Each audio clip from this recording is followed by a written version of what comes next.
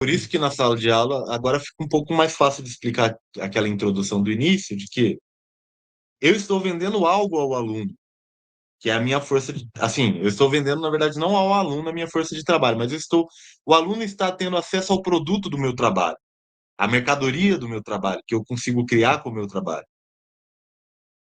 Tem um problema aí também, porque o trabalho intelectual não é produtivo, mas depois a gente pode chegar lá. Isso não deixa de ser trabalho, ele é improdutivo mesmo, né? Ele, Sim. assim, eu acho que a maioria Ou dos. seja, eu não produzo um produto, né? Mas em certo sentido tem uma mercadoria aí sendo vendida que é a minha capacidade de ensinar.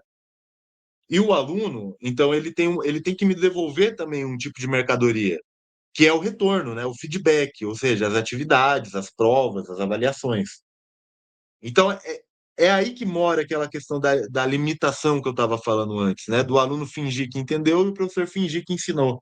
Ainda mais com as metas atuais, né? Porque você tem meta para tudo. Então, por exemplo, aqui no Paraná existe a prova Paraná a cada 3 meses. Se o professor não passar o conteúdo que vai cair na prova, o aluno não consegue bem, e aquela escola vai mal, ela fica no ranking menor a nível estadual, ela recebe menos verba, inclusive quando existe uma nota menor. Inclusive, os professores são remunerados, ganham dinheiro, ganham prêmios se a escola vai bem.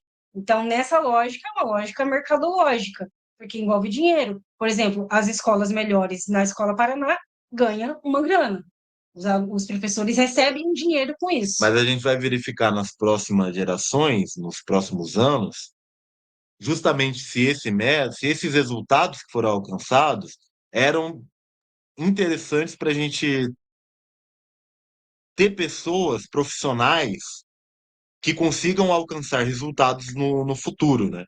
Eu acho que isso é importante, porque às vezes você aliena tanto o que é o resultado numa escola que perde até a conexão com o que seria um profissional bom e produtivo fora da escola, né? Sim, Porque você ensina ele instrumentalmente a ir para um resultado, fingir que aprendeu, como a gente estava falando. E aí o pessoal falava antigamente de decoreba, de não sei o quê, decorar, né? Decorar, mas ninguém tem controle exatamente sobre o que decora e não decora também, sabe? Ninguém tem um controle claro sobre essas coisas assim. Então a pessoa mesmo decorando, ela está aprendendo alguma coisa. Mas é claro que, por exemplo, um método que é pura, que parte do princípio só do aluno ter que decorar para atingir determinado resultado, pode ter, no fundo, render um profissional menos produtivo do que poderia se, por exemplo, ele tivesse mais instrumentos ali no dia a dia e formas avaliativas mais contínuas, que iriam acompanhando o seu desenvolvimento, né? Mas para isso precisa de investimento, para isso precisa de uma série de coisas, né? A gente não está falando, não está defendendo aqui que é o fim das notas, o fim das provas, o fim dos resultados, né? Tipo, sim. a questão é, esses resultados estão de fato produzindo profissionais para o objetivo do mercado mesmo. A gente não está nem falando aqui que é normalmente a crítica que a gente vê muito as pessoas de humanas, os professores fazendo, de que não se ensina mais a pessoa para ela ter conhecimento, se ensina para ela alcançar resultados e não sei o quê. De fato, se a gente seguir pelo núcleo do trabalho como núcleo central de qualquer desenvolvimento humano, talvez seja isso. Talvez a pessoa não vá conseguir superar os limites daquilo que ela vai utilizar no trabalho dela, daquilo que ela vê como possibilidade de trabalho para ela. Não é isso que a gente está falando. Agora, dentro dessa limitação, é uma, é uma problematização aí que eu estou tentando colocar. Dentro dessa limitação já, os futuros profissionais estão sendo hoje bem formados, ou eles estão sendo formados simplesmente para uma maquiagem de dados, né? Ou seja, você ter dados de produção, de produtividade, ter notas altas, mas tudo envolvendo uma hiperfacilitação do conteúdo, Ou uma. até pior, por exemplo, que no Paraná você é obrigado a passar alunos mesmo que ele não aprendeu. Por exemplo, o aluno não conseguiu atingir as notas das metas nas avaliações, você tem que passar recuperações, pode ser 5 ou 10 avaliações, recuperações, mas ele tem que fazer e tem que passar. É obrigatório no Paraná você passar um aluno. Por quê? para alcançar a meta. O único objetivo é que as metas sejam cumpridas no final, a escola tem essa nota, mas o processo de aprendizagem não aconteceu. Sim, porque isso garante, no final, mais investimento para as escolas, que seria bom. Seria bom até. Né? Vamos partir da ideia de que o governo não está fazendo algo, o governo do Paraná, o Ratinho Júnior e tal, não está fazendo algo de mal para corromper, para roubar, ou para qualquer coisa nesse sentido, que normalmente é falado no senso comum. Mas vamos supor que ele está fazendo isso de boa fé para conseguir mais recursos. Mas aí Mas esse recurso vai ser novamente direcionado para reabastecer essa lógica. E isso vira exato. uma lógica infinita É uma lógica de de falsa produtividade. é uma lógica competitiva entre escolas, e é isso que os educadores hoje falam. Essa lógica é uma lógica de uma escola competir com a outra e nunca uma escola cooperar com a outra. Não existe uma lógica de cooperação da escola entre a universidade e a escola, é uma lógica da competição. Essa escola alcançou melhores notas, vamos dar mais dinheiro, aquela ganhou menos, então os alunos são inferiores, os professores são inferiores, a comunidade escolar é inferior.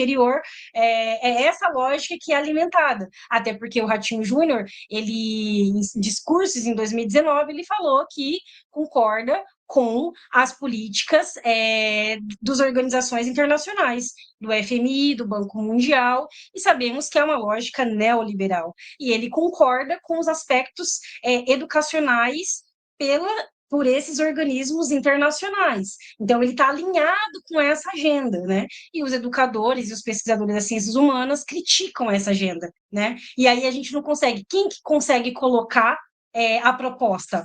O governador. Os educadores podem fazer a crítica, mas a gente não consegue implementar. Nós não conseguimos ter uma proposta porque a gente não está com poder na mão, né? Quem está é o governador. E se ele está alinhado com a lógica neoliberal, ele vai implementar a lógica e as medidas, né, para alcançar as metas. Quais são as metas? De avaliações, de metas e de conclusões. Semana passada eu estava vendo uma defesa de mestrado. Assim, eu quero trazer isso porque, né, porque estava tratando ali de John Rawls, que é um autor liberal norte-americano, e a cooperação social e a superação do neoliberalismo que ele estava falando, que é esse termo que a Carol acabou de utilizar aqui, neoliberalismo.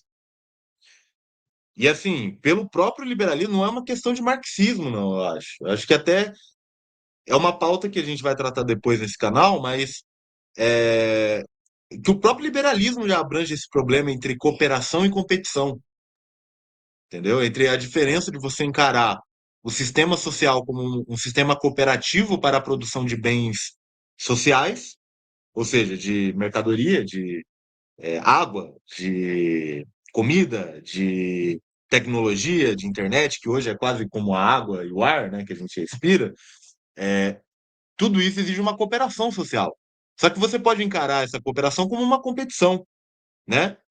E aí você cria quase que um estado de guerra hobbesiano dentro de um sistema organizado, né? Porque daí é isso que está sendo falado, é escola contra escola, é uma competição Turma interna, contra turma, uma, é uma, umas com- coisas assim. uma competição que não faz nem sentido para produtividade em si, né? Bom, vamos falar, não, porque a competição alimenta a produtividade, porque daí as pessoas vão tentar ser mais produtivas para ser melhor que o outro. Sim, mas as pessoas também vão tentar corromper mais ali o sistema de resultados para ser melhor que o outro, entendeu? E quais são esses critérios de ser melhor que o outro, né? Isso vai ser decidido.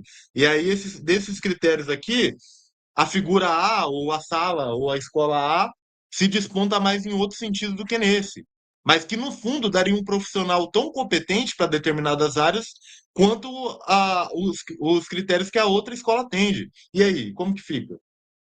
Né? Então você tem alguns problemas aí com relação à competição, porque a cooperação social é inevitável.